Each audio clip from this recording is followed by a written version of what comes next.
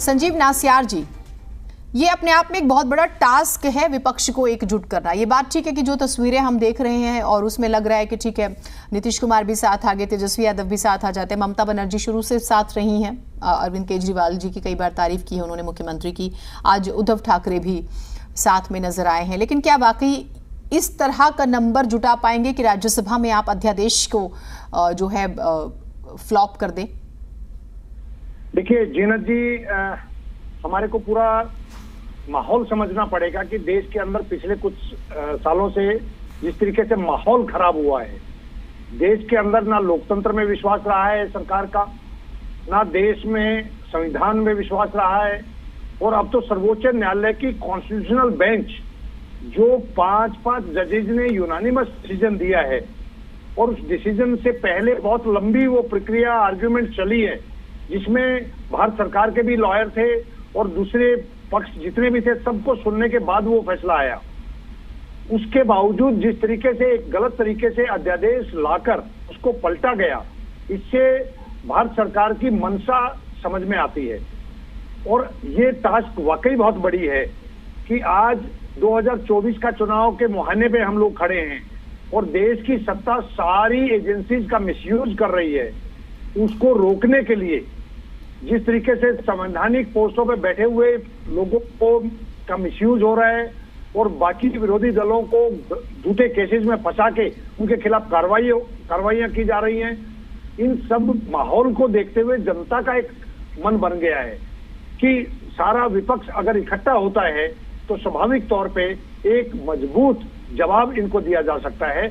और अरविंद केजरीवाल जी ने ये मुहिम अध्यादेश जो 2024 के चुनाव से पहले एक सेमीफाइनल होगा, अगर ये लोकसभा और विधानसभा में इनको रोकने में हम कामयाब रहते हैं तो राज्यसभा में क्योंकि इनकी मेजॉरिटी नहीं है, विरोधी दल के बिना ये लोग उसमें पास नहीं कर सकते हैं। इसीलिए हम लोग चाहते हैं कि देश का लोकतंत्र बचाने की ये शुरुआत है, देश की जनता की आवाज बचाने की जरूरत है।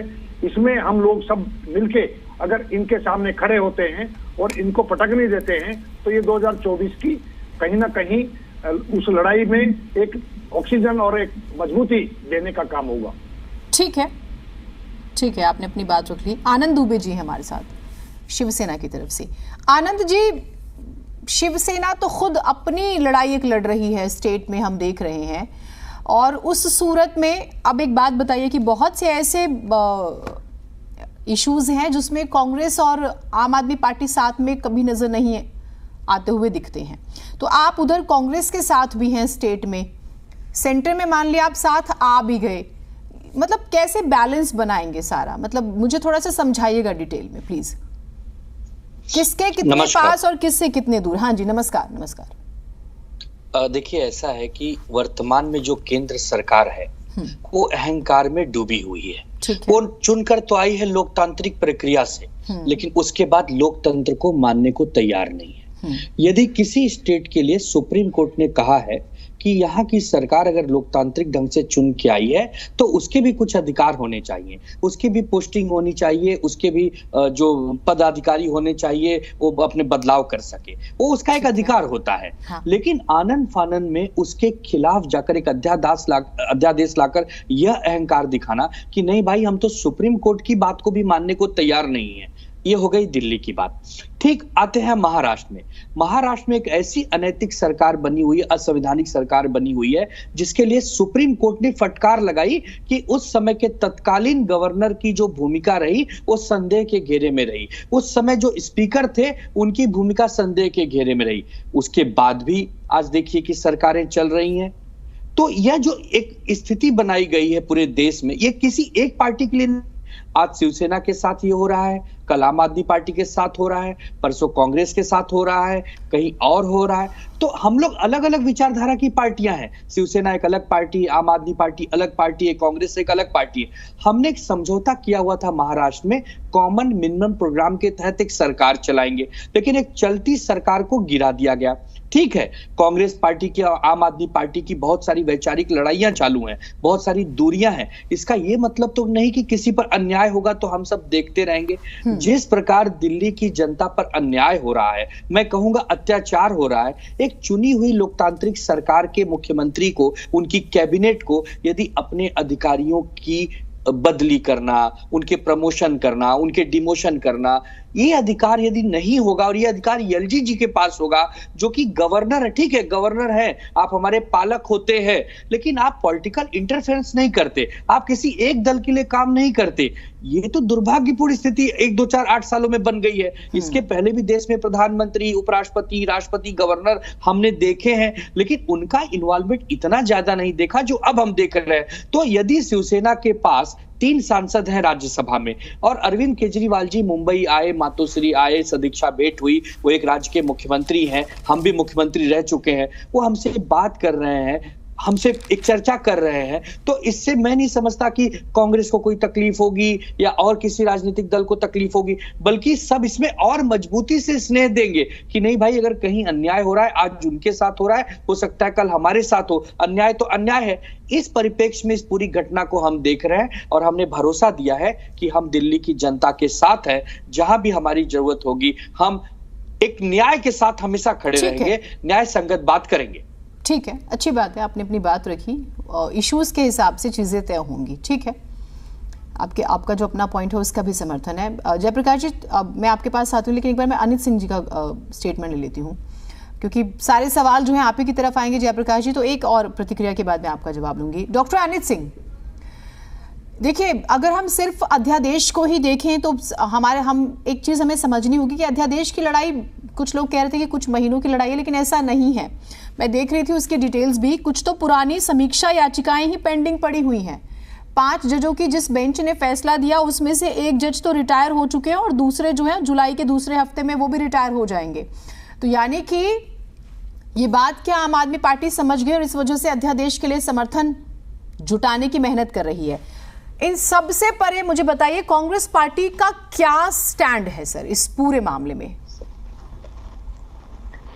देखिए जीना जी, मैं आपके दर्शकों को ये बताना चाहूंगा कि ये केजरीवाल जी जो पूरे देश के भ्रमण पर निकले हैं, इनकी लोकतंत्र और जनतंत्र के प्रति कितनी जवाबदेही है, ये कितने सीरियस हैं, उसे हमें समझने की जरूरत है।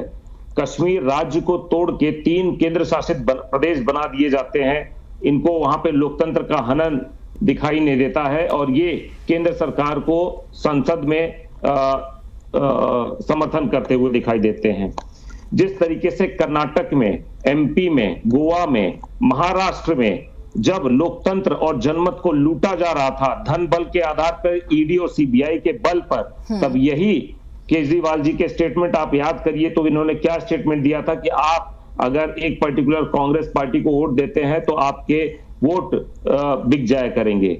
इस तरीके के स्टेटमेंट दिया करते थे। आज ये लड़ाई जो ट्रांसफर और पोस्टिंग की है, इतनी शिद्दत से लड़ने की जरूरत क्यों आन पड़ी है केजरीवाल जी को, आप समझने की कोशिश करिए कि ये जब पावर केजरीवाल साहब को दे दी जाती है तो वो क्या करते हैं, वो सबसे पहला काम ऐसा करते हैं कि जिसमें उनको करप्शन के चार्जेस लगे हुए हैं, अपने जो उनके अधिकारी जिन्होंने इनके मंत्रियों के ऊपर, इनके खुद के ऊपर, जिन्होंने एक्सचेकर दिल्ली सरकार के पैसे का मितव्ययिता जिन्होंने प्रूव करने का काम किया है, उनके ऊपर छापेमारी होती है, उनका ट्रांसफर किया जाता है, रात के 3 बजे फाइलें तक चुरा ली जाती है। आप समझते हैं कि जिस तरीके से ये जनतंत्र की लड़ाई और लोकतंत्र का सेमीफाइनल, क्वार्टर फाइनल, क्या क्या नाम दे रहे हैं, इससे महत्वपूर्ण लड़ाई थी जब 8-8 राज्यों की सरकारें चुरा ली जाती है दिन के उजाले में, चाहे वो धन बल के, ईडी या सीबीआई के बल पर। तब कहां गई थी अरविंद केजरीवाल साहब की ये लोकतंत्र की लड़ाई? तब कहां गई थी इनकी जो लोकतंत्र के प्रति इनकी प्रतिबद्धता है? देखिए, इसको हमें समझने की जरूरत है, हमें संकीर्ण दायरे में सोचने की जरूरत नहीं है। हमें यह सोचना पड़ेगा कि किस तरीके से केजरीवाल साहब जिस पावर की बात करते हैं ट्रांसफर और पोस्टिंग से, उससे वो अपना हित साधना चाहते हैं या दिल्ली के सरोकार के लिए लड़ना चाहते हैं। दूसरी बात मैं आपके माध्यम से कहूंगा कि केंद्र की जो सरकार है उसका जो ये तानाशाही रवैया है, ये किसी से छुपा नहीं है। चाहे आपने कितने भी मैटर देखे होंगे, आप हर एक मैटर में ये पाएंगे कि किस तरीके से संविधान को रौंद कर सिर्फ धन बल और ईडी सीबीआई का डर दिखा के विपक्षी नेताओं के ऊपर, पार्टियों ऊपर किस तरीके से करीने से काम की जा रही रख रहे हैं। हर मीटिंग में 3 बिंदु रखते हैं। एक तो वो ये कहते हैं कि एमएलए खरीदना, आरोप लगाते हैं। दूसरा वो ये कहते हैं कि आप सीबीआई और ईडी का दुरुपयोग करते हैं। और तीसरी बात वो ये कहते हैं कि राज्यपाल के जरिए या एलजी जहां पर हैं तो उनके जरिए आप डिस्टर्ब करते हैं। तो ऐसे जख्म तो कांग्रेस पार्टी को ज्यादा मिले हैं ना। तो मुझे आप एक चीज बताइएगा कि क्या इस सूरत में अब शिवसेना साथ आती है? मुझे नहीं पता कि बंगाल में टीएमसी के साथ कैसे बॉन्ड बनेगा, या आप आमने सामने लड़ेंगे, या किस स्टेट में कैसे लड़ेंगे। कर्नाटका के बाद कॉन्फिडेंस बढ़ा है, वो स्वाभाविक है, वो अच्छी चीज भी है। तो इससे क्या आपके बाकी दलों के साथ स्टेट में रिश्तों पर प्रभाव पड़ेगा अगर अरविंद केजरीवाल जी अलग अलग नेताओं से मिल रहे हैं? तो ये थोड़ा सा मुझे समझाइए आप ईमानदारी से दर्शकों को। जीनत जी, मैं आपके दर्शकों को जानकारी के लिए मैं बता देना चाहता हूं कि लोकतंत्र और लोकतंत्र की लड़ाई के लिए कितना बड़ा भी सैक्रिफाइस हो, कांग्रेस हमेशा उसके लिए तैयार रही है। आज ये जितनी पार्टियों से मिल रहे हैं, जहां पे भी जा रहे हैं, सब लोगों के सामने लोकतंत्र को लुटने की दुहाई दे रहे हैं। मैं आज सबको पूछना चाहूंगा कि जब अलग अलग राज्यों में अलग अलग सरकारों को दिन के उजाले में गिरा दिया जाता है, तब ये केजरीवाल जी के स्टेटमेंट को जरा गौर से देखें। हमें ये विपक्षी एकता बहुत जरूरी है 2024 के लिए, उसमें कोई अतिशयोक्ति नहीं है, लेकिन वो किसके बिना पर बनेगी, हमें वो सोचने की जरूरत है। अरविंद केजरीवाल जी किस तरीके से केंद्र सरकार का जहां भी क्रूशियल मोमेंट रहा है, जहां पे भी जनमत की बात रही है, किसानों, मजलूमों और बाकी सारे लोगों की बात रही है, केजरीवाल जी ने वहां किस तरीके से बेवफाई करी है, आप उसको समझने की कोशिश करिए। ब्लैक जो फार्मर्स लॉ था, 3 काले कानून बनाए गए थे, उसका सबसे बड़ा पहला समर्थन करने का काम अरविंद केजरीवाल साहब ने किया था। जिस तरीके से एक राज्य में 5 साल हो गए हैं जम्मू कश्मीर के लोगों में, आज तक वहां पे लोकतंत्र नहीं है, लोगों का जनमत नहीं लिया गया है, वहां पे चुनाव नहीं कराए गए, एक पूरे राज्य को डिस्ट्रॉय करके 3 अलग अलग केंद्र शासित प्रदेश बना दिए गए, वहां के लिए अरविंद केजरीवाल जी ने एक शब्द नहीं बोला है। किस तरीके से अलग अलग राज्यों में जब लोकतंत्र के नाम पर चुनी हुई सरकारों को गिरा दी जाती है, तो अरविंद केजरीवाल जी का क्या स्टैंड रहता है? ठीक है सर, थोड़ा सा लंबा हो रहा है, यानी कि आप साथ नहीं है। एक सेकंड सर, आप साथ नहीं है, मैं मानूं आप साथ नहीं है। मैडम, हम उनके साथ क्यों रहेंगे मैडम? ये जो लड़ाई है, अगर ये राज्यसभा के पटल पर आता है, समझने की कोशिश करिए। 1 मिनट और लूंगा मैं। हमें अरविंद केजरीवाल के साथ रहने की क्या जरूरत है? अगर दिल्ली के सरोकार को अगर रक्षा करनी है तो उसके लिए कांग्रेस ही पर्याप्त है। इनके सिर्फ 4 या 5 राज्यसभा में सांसद है, हमारे इनसे 9 गुना ज्यादा सांसद है राज्यसभा में। हमें नहीं, 10 सांसद है उनके राज्यसभा में। राज्यसभा में 10 सांसद है, 10 सांसद है। ठीक है, ठीक है। और आपके पास 31 है। करने की जरूरत नहीं है। अगर लोकतंत्र और संविधान बचाने की सबसे बड़ी कोई लड़ाई लड़ेगी तो वो कांग्रेस लड़ेगी और दम पर लड़ेगी। हमें इनको समर्थन करने की जरूरत नहीं है। अच्छा, ठीक है। अब इसमें इतना गुस्सा होने वाली क्या बात है? आराम से भी, ये कोई थोड़ी ना कि खानदानी लड़ाई है, कोई ऐसी बड़ी जंग है कि बस आर पार, ऐसा नहीं होता। पॉलिटिक्स है, ठीक है। नहीं जीनत जी, आप मुझे मिस इंटरप्रेट कर रहे हैं, पर ऐसा कुछ नहीं है। मैं थोड़ा सा लाइट मोड में लाना चाह रही थी, आप ठीक है। जयप्रकाश जी एकदम गुस्से में बैठे हुए हैं, अब उनको थोड़ा सा मैंने इंतजार कराया। लेकिन जयप्रकाश जी, अब तो मोर्चा खोल दिया है अरविंद केजरीवाल जी ने। विपक्षी एकता भी है, अध्यादेश के जरिए जो आप चुनी हुई सरकार को दबाने की कोशिश करें, जैसा कि दिल्ली सरकार का आरोप है। उन्हें इतनी लंबी लड़ाई लड़के जो अधिकार मिला, आप रातों रात अध्यादेश ले आते हैं। इस बहाने अगर विपक्ष एकजुट हो गया, क्योंकि ये समझ में तो आ चुका है कि ये लड़ाई अगर आप कानूनी तरीके से लड़ी जाती है तो बहुत समय लगेगा। मैं तो देख रही थी समीक्षा याचिकाएं 2018 की पड़ी हुई है अभी पेंडिंग, ऊपर से 2 जजेस, क्योंकि जो रूल्स हैं उस हिसाब से वो 5 जज होने चाहिए, फिर आप उन्हीं के सामने लेके जाएंगे रिव्यू पिटीशन, फिर वो देखेंगे। लेकिन उसमें से एक जो है वो रिटायर हो चुके हैं, 1 जुलाई में रिटायर हो जाएंगे, तो 3 बच्चे, तो फिर नई बेंच का गठन होगा। तो ये लीगल पहलू भी मैं देख रही थी। तो आप लोगों को डर नहीं लग रहा? बीजेपी मतलब थोड़ा सा भी वरिड नहीं है कि अगर विपक्ष एकजुट हो गया तो फिर 24 मुश्किल हो जाएगा? अध्यादेश को भूल जाइए एक पल के लिए। देखिए, दिल्ली सरकार फेल हो गई है। दिल्ली के मुख्यमंत्री एक नाकाम मुख्यमंत्री साबित हो गए हैं। ये उन्होंने खुद ही अपने कार्य से साबित कर दिया है। एक तरफ वो दिल्ली में कहते हैं हम शिक्षा क्रांति लेकर के आए, एक तरफ वो कहते हैं दिल्ली के अंदर हम विकास कर रहे हैं, एक तरफ वो कहते हैं दिल्ली में हमने मोहल्ला क्लिनिक बनाए, एक तरफ वो कहते हैं दिल्ली के अंदर हमने शीश महल भी बना लिया। तो ये सारे कार्य कैसे कर लिए अगर यहाँ के सभी अधिकारी उनको रोक रहे थे? इसका अर्थ है कि दिल्ली सरकार ने अब तक कोई काम ही नहीं किया। दिल्ली के मुख्यमंत्री एक भ्रष्टाचार गैंग के मुखिया बनने का प्रयास कर रहे हैं, लेकिन जिन पार्टियों के ऊपर उन्होंने 2013 में सवाल खड़े किए थे, देश में जितनी पार्टी थी सब पार्टियों में उन्होंने सवाल खड़े किए। और एक तो मैं उनकी वीडियो देख रहा था, उन्होंने कहा इस देश के अंदर ईडी, सीबीआई जितनी भी जांच एजेंसियां हैं वो क्या करेंगी अगर जो भ्रष्टाचारी लोग हैं उनको तो जांच नहीं करेगी। तो उन्होंने सोनिया गांधी जी को गिरफ्तार करने तक की मांग कर दी थी। उन्होंने ममता जी के ऊपर सवाल खड़े कर दिए थे, उन्होंने नीतीश जी पर सवाल खड़े कर दिए थे। तो जिन लोगों पर उन्होंने सवाल खड़े किए आज वो उन्हीं से ही सहयोग मांगने जा रहे हैं, क्योंकि दिल्ली के अंदर वो अपना चेहरा छुपाए, वो चेहरा दिखा नहीं पा रहे, क्योंकि दिल्ली में 171 करोड़ में उन्होंने अपना निवास बना लिया। जहां एक तरफ देश के माननीय प्रधानमंत्री गरीबों के लिए प्रधानमंत्री आवास योजना चला रहे हैं, वहां दिल्ली के अंदर दिल्ली के मुख्यमंत्री अपना निवास योजना चला रहे हैं। पूरे देश में दिल्ली एक राज्य ऐसा है जहां पर मुख्यमंत्री निवास योजना चल रही है। जिस समय देश कोविड से जूझ रहा था, दिल्ली के मुख्यमंत्री अपना शीश महल बना रहे थे। तो अगर आप अच्छा सुनिए अगर आप मुख्यमंत्री, एक मिनट सर सुनिए ना, सुनिए ना, नहीं आप पूरी बात करेंगे, मैं आपको पूरा समय दूंगी, ब्रेक के बाद भी मैं आप ही से शुरू करूंगी। मुझे नहीं पता उसमें कितनी सच्चाई है, लेकिन अगर आप दिल्ली के मुख्यमंत्री बने, शुभकामनाएं हैं, आप बनिए, लड़िए खूब अच्छे से, आपकी पार्टी आपको आगे बढ़ाए। आप ही तो रहेंगे ना उस घर में, जैसा भी वो घर बना है, मैंने तो अभी देखा नहीं है, मैं एक ही बार गई थी इंटरव्यू लेने, तो वो सीएम हाउस बना है ना, तो आप लोग उसे टॉपिक से ही निकाल दीजिए। नहीं, देखिए क्या है, जिस मुख्यमंत्री ने दिल्ली में ये कहा कि मैं वीआईपी कल्चर से दूर रहूंगा, मैं 5 कमरों के अंदर रहूंगा, मैं सुरक्षा नहीं लूंगा, मैं गाड़ी नहीं लूंगा, वो 171 करोड़ का अपना मकान बना रहे। और वो भी उस समय जब दिल्ली कोविड से जूझ रही थी। 171 करोड़ में कितने गरीबों को मकान मिलते हैं, कितने गरीबों को नौकरी मिलती है, कितने गरीबों को स्वास्थ्य हम सुविधा उपलब्ध कराते, कितने अस्पतालों में हम ऑक्सीजन दिला पाते, वो सब चीज दरकिनार करके फिर आपका किसी अफसर नहीं होगा।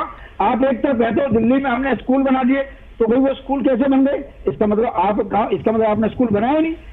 कुल मिलाकर के बात है कि दिल्ली के मुख्यमंत्री ने दिल्ली के विकास पर कोई कार्य नहीं किया है। दिल्ली आज जहां पहले थी वहीं आज खड़ी है। ये सिर्फ और सिर्फ अपनी जो राजनीति को चमकाने के लिए पूरे देश का टूरिज्म कर रहे हैं, और दिल्ली देश के अंदर जितना भी भ्रष्टाचार गैंग है उसका मुखिया बनने का प्रयास कर रहे हैं। जिन भी राज्यों में गए हैं, ये नीतीश कुमार जी के यहाँ गए तो डिप्टी सीएम जो थे 9वीं पास थे, इन्होंने नहीं पूछा उनके एजुकेशन क्या है। ये ममता जी के यहाँ गए तो उनके मंत्री खुद जेल के अंदर है, क्योंकि इनके खुद के मंत्री जेल में, तो कैसे सवाल खड़ा करेंगे? तो दिल्ली के मुख्यमंत्री जो खुद कहते हैं वो अपने पे लागू नहीं करते। रही बात ऑर्डिनेंस की, तो देश के अंदर ऑर्डिनेंस पहली बार नहीं आया है। देश को आजाद हुए कितने वर्ष हो गए और कितनी बार केंद्र सरकार को ऑर्डिनेंस लाना पड़ा है। केंद्र में और भी पार्टियों की सरकार रही है। दिल्ली देश की राजधानी है, देश की राजधानी की रक्षा के लिए, सुरक्षा के लिए, और यहाँ पर ब्यूरोक्रेट ठीक से काम करते गए।